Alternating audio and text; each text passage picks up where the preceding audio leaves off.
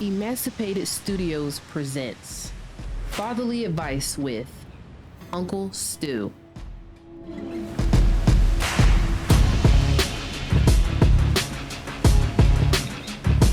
Come and have a seat at the table. I want to thank y'all for coming here tonight. I just want to let y'all know you could have been anywhere on these YouTube streets, but you came right here to hang out with Uncle Stu and his special guest. And ladies and gentlemen, I'm going to tell you right now, get your pens ready, get your calculators ready, get anything ready, because this man is going to teach you all, or at least most, of what you need to know. So, ladies and gentlemen, without further ado, when the lead attorney wanted to go to Colombia and know how to get his financial house in order, he called this man. And when O'Shea Duke Jackson wanted to get some more sandals and weaves for the brothers in Nigeria for their woman and switch that Uganda money to that Nigerian money, he called this man. And when Perry Unlikely and the Intentional Millionaire, they called Uncle Stu, they said, Uncle Stu, you got to go and get this man. So Uncle Stu went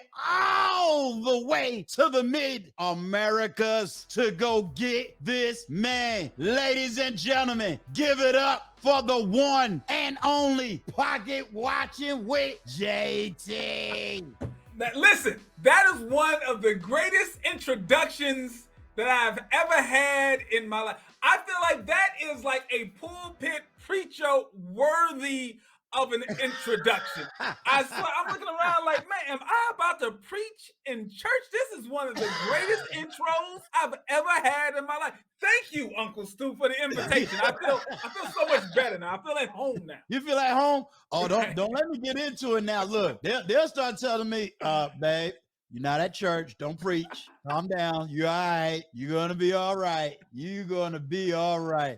So one of the things I like to always ask is, how are you feeling today? How's everything going today? Because I am very big on mental health. I'm very big on the fact that, a lot of times my brothers are smiling on you. How are you doing? Great question. Well, I can say honestly, because everybody be like, I'm all right, I'm good, everything good. No, really, everything is good. I had a great day today, great quality time with my wife and my kids. I went to the office, great wins for clients. So yeah, great day, feeling good. One day at a time, focusing on all the positivity that you can, and I'm getting through it. Yeah, absolutely. Absolutely. Now TJ, O'Shea Duke Jackson is always shouting you out. I was around when the late Kevin Samuel shouted you out. But O'Shea shouted you out for this reason. And I think this really made me connect with you on a whole different level, because I sort of have your background, but I want people to know your background. How was you raised? How did you grow up? And in this video, for everybody to understand, he basically explained that you came from a privileged background. Right. And by coming from a privileged background, you're an HBCU grad. Yep. So how was your growing up? And I'll explain why I say I can connect with you on your beginning levels. All right, sure, absolutely. So I come from, obviously, the Midwest, St. Louis, Missouri. I was blessed to be born in a two-parent household. It feels weird that I have to say it like that, because that's all I knew. And that's all my closest friends knew. We all grew up in a two-parent household.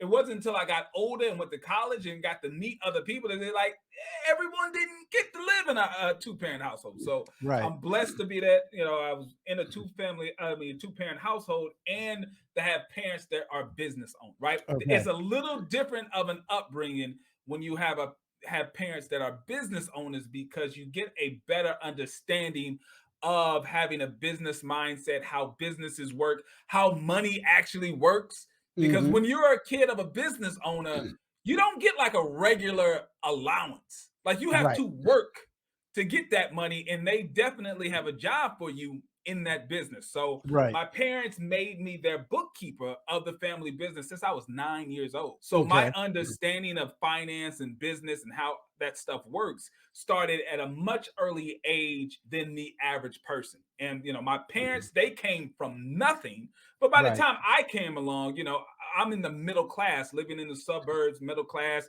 had the opportunity to do things that my parents never did. Right. My Right. father, like literally, my father had a job in elementary school. Right. In Okay. elementary school, he had a job, right? He didn't get to do the things like a normal kid can do and, join sports teams and do stuff like that. So I was able to, on their shoulders, to be just a kid, to be able Right. to, you know, be in like t-ball games and basketball games and stuff like that. So I was never pressured in a situation as a child to have to worry about money. And I was able to focus on school, focus on athletics, focus on becoming a businessman, because that was kind of always my dream, is Right. to become a businessman that can help and assist with my parents. So I was blessed to be able to get a scholarship to go to school, to graduate, to eventually become a certified financial planner and be able to have my own firm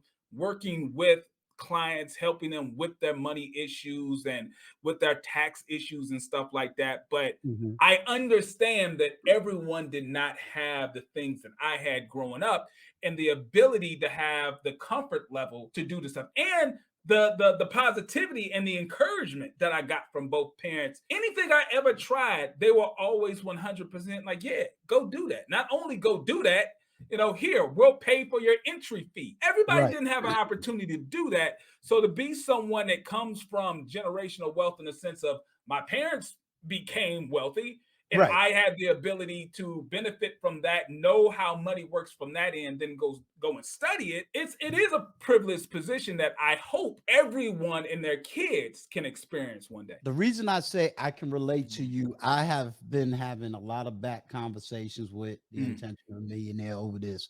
Number one, I too come from a privileged background. My father just passed 2 months ago, so mm, I don't have the concept of growing up with a single parent. I went to private school. Anything I needed, I had. nice. So I came from that era. I came Mm, from that social environment. right. Many of my friends went off to Ivy League schools. I went off to the military, following in the footsteps of my dad. Mhm, So I get it. The right. question that I have, because I understand that background, my issue was the transitioning. And when I say transitioning, I'm Mhm, like you. I thought everybody had what I had, right. even though I saw some who didn't. But New York is just a total different beast altogether. Gotcha. When I moved out of New York, I really saw the difference. For Mhm, me, one of my experiences was being rejected by my own people that looked like me because I didn't have the same upbringing, whether it was a single parent home mhm, or the background in the economics. Like when I say, I don't know what it was like to be poor as a child. I don't know what that means. right. And it's really hard for people to conceptualize. I Mhm, don't know what that means. What I'm mm, saying? When you yeah, got 3 hot meals a day right. and I got a condo sitting in New York, I don't know what it means, at least as a child, to have to struggle that way. I didn't Mhm. get hungry until I went in the military, and that was forced on me. Right, right, Like you, I was never pressured into sports. I played it, but it right. wasn't like this This your way out. basketball. Right, this is the way out. Because it was like, nah, this ain't the way out. It was Right. always education. Business was forced on me. And when I say forced, meaning Mhm, we knew that business and entrepreneurship was the way out. And when we say way out, it's because I live more in the city. So it was the way out to go to the suburbs, to go back to the South, because my parents are the remigrants, are the uh, migrants of the South. gotcha, So it was gotcha. a way of that. Did you have any of those issues? And if you did, how did you resolve it? Man, you know what? I remember in school, like it was Uh, early on your in your school. your, your partner is here, I the mean, lead attorney. salutes to the league. The lead attorney. Yeah, But no, that's a good question. So I remember early on as a kid, I kind of did see some differences on kids that weren't from like my neighborhood, like the kids that got bused to school, Right. right? Because I didn't go to private school, but I did go to a decent school district, Right. and there were kids that were bused from the city to the county to go to school. Okay.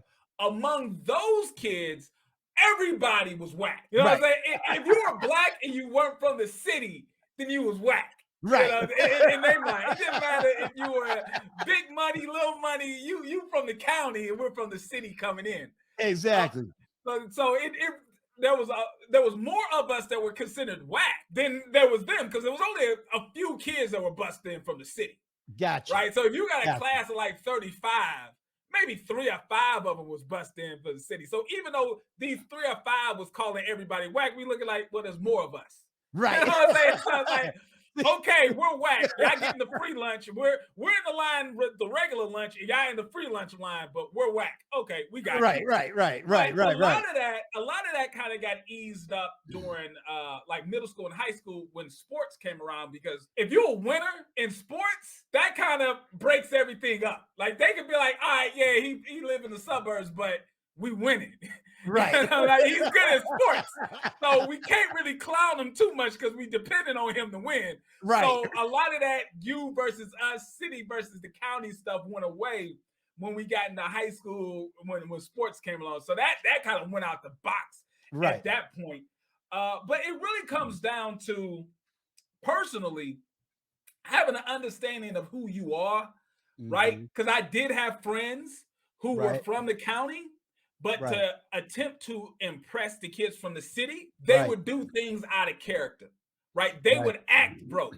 They would steal from Dollar General, even though they had the money in their pockets, right? Little stuff like that would lead them on, when they got older, to really missing out on the opportunity and the potential that they actually had. I'm talking about kids who were in like advanced classes in elementary school and middle school, who barely graduated high school and never went on to college because they were portraying a lifestyle that they saw in music videos that wasn't really their life. And to me, that was the wackest thing ever. But for me, it was like, okay, you are going to ruin your life because you want to pretend to be as like you're struggling. You want to pretend the struggle that ultimately leads you to actually struggling. That's the dumbest thing I can ever imagine a person doing. Like, imagine faking like you're broke that leads you to actually being broke when you're an adult. Right. It's the dumbest thing in the world. But Now, I understand the peer pressure that some of people were in. But see, I'm a middle child. Right. Okay. If you're not a middle child, people don't understand. When you're the middle child, right, even though you could be in a big family, you still spend a lot of time by yourself. And if you spend a lot of time by yourself, you get to know yourself. And peer pressure becomes a very small thing to a person who knows themselves. And I just lucky enough, all of my older siblings, they were too old for me to hang out with. All of my younger siblings were too young for me to hang out with. So I spent a lot of time in my room by myself, figuring out who I was or who I wanted to be. So by the time I would go to school and people would be, do this, do that, I'm like, whatever, I'm gonna just do what I feel like doing. And if y'all cool with that, bet. But, really sports is what bridged that gap. Because, when I really started playing football, I eventually become the captain of the team, and wrestling and become the captain of that team, bare minimum, they was like, all right, JT's a winner. They knew that. JT's a winner. Right. The reason I said I love what you said is because I've been there. Now I didn't do nothing crazy that caused me to go into prison and jail and do all this other stuff. Right. But I've been there in the sense of trying to deny my past, deny how I was raised. Because unlike you, I was on the flip side. I was the minority kid. Even being here on YouTube, I'm the minority. So someone comes to me and says, man, all of us, we ain't got dads. And it's like, well, I don't know that language. Right. Or, hey, we was all broke, but discussing we was poor, gunshot. Like, I don't know that Right. lifestyle. You know, and No, I they look know. at me like you're a liar. Everybody know. I got this inside joke with the league because you know, league hate New Yorkers because New Yorkers, according to him, destroyed Atlanta. And they're like, hey, Lee, there is a minority of us, man, that we didn't do all the crazy stuff. But the reality is I did suffer. And Mhm. I'll say I put myself in that Mhm. position. I've been really seriously debating this topic Uh-huh. because the one that O'Shea used, Mhm. I've been there, done that. Meaning the whole thing. What is that guy from Fresh Prince? Oh, Carlton. Thank you. I lived that lifestyle. Right. You understand? Like, no, we didn't have the super big mansion, but trust and believe it. I Right. was there, And and compared to what others had, you did. exactly, In their mind, that's yeah. exactly. But it really did make a toll on me. Now, when I started teaching in you know working in the school system, Mhm. what you talked about, I seen so much. And what I like you to talk to, can you talk to those young brothers right now to let them know, breathe. It's okay to be educated. It's okay to know how to read a book Right. because I see it too much. You made it out. I was an only child up until I was 16. So I know Mhm. exactly what you're talking about when you're saying knowing yourself. Right. But there's a bunch of brothers who Mhm. are super educated, but because of their social environment, Yeah, they'll hide it. right, Yeah. they'll hide it because they don't feel like fighting. They don't feel like Mhm. going through that social pressure because Mhm. when you're the real educated black man, you're rejected majority of the times by your local women. Yeah. You're rejected just by regular human males. And if you're dominated in a school where, you know what I'm saying, education is not the norm, it can affect you. But I want to try to give those men and women, because women go through it too. Right. Those men and those women, the encouragement, stay strong in your education because it's not going to last always. If I have to say it almost from the religious perspective, No, it ain't no, going to last always, but they no. really need to see this as an That's real. example. Yeah, the very first thing that I would say to them is you got to think long term. I know when Right. you're a kid, everything feels like it's so far away. I'm telling you, I turned 39 like last month. It goes by fast. Right. It goes by real fast. But Right. the point that you got to focus on is what's going to be best for you in the long term. And I was extremely competitive, like Okay. really competitive. Like if a kid got their test scores back and they got like a 92A, I'd be like, all right, what did I get? I got 97.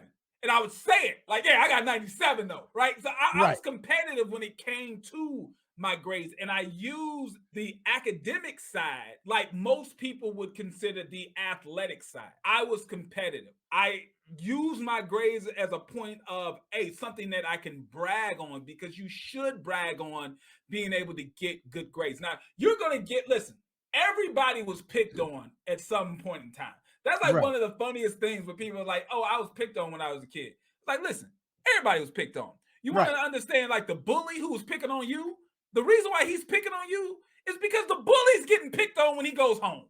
And Right. now he's taking it like everybody was picked on. So if Right. you're trying to navigate this world, especially when you're young, you're trying Right. to navigate this world and never get picked on, you will fail every time, because that's just not Right. how it works. It doesn't matter what it is. You can be from a family that has wealth, they'll pick on you because you got money. Or Right. the total opposite, come from a family that's broke, they'll pick on you because you're broke. You can have quote unquote good hair, they will pick on you because you have good hair. You can have nappy, it doesn't matter. So the second you come to terms with kids just make fun of you, period.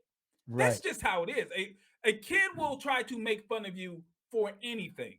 So Right. if you try to deny your natural skill of being intelligent, being someone who enjoys getting good grades in school, ultimately the bully wins. If you Mm. really want to hurt the bully, if you really want to get back at the people who are making you feel uncomfortable in your own skin, the greatest revenge is success. That's the Love it. greatest revenge. Be extremely successful in what you do.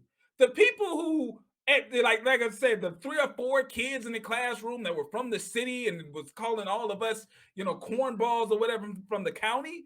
When Right. I would get like a 98% on my math test and they would fail, I would just look at them like, I guess the city ain't help you out there. Where's all that city sports? But see, I'm a talker though, so Right. let me set the record straight.